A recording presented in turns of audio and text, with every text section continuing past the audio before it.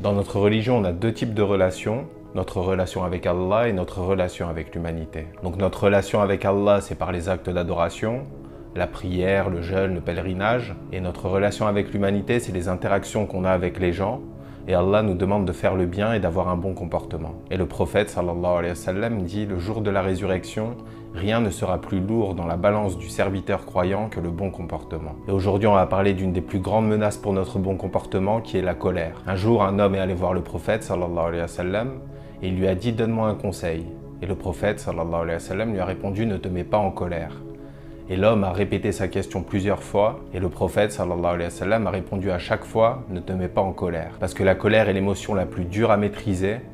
Elle peut très vite prendre le dessus et avoir des conséquences désastreuses. Par exemple, si ta femme te dit quelque chose qui t'énerve et que tu te laisses emporter, 2 minutes plus tard, tu peux avoir dit ou fait des choses qui auront de lourdes conséquences sur le reste de ta vie. Parce que la colère est un peu comme un volcan en éruption, et quand l'éruption commence, il est très difficile de l'arrêter.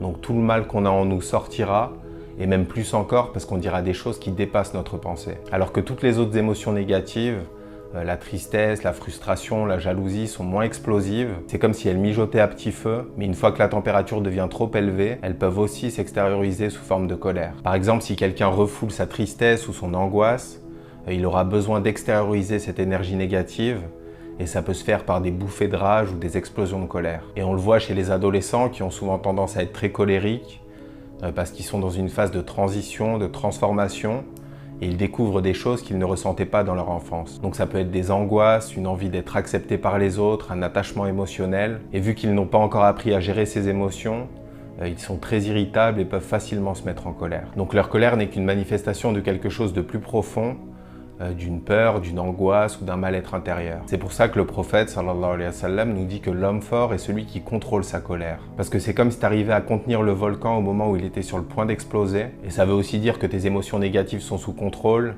et que tu arrives à les gérer sainement, en étant patient, en te confiant à Allah, en plaçant ta confiance en lui. Et tout ça t'apaisera et te donnera de la sérénité et de la douceur. Et le prophète sallallahu alayhi wa sallam dit « Allah est doux et il aime la douceur ». Qu'Allah nous purifie. Salam alaikum wa rahmatullah.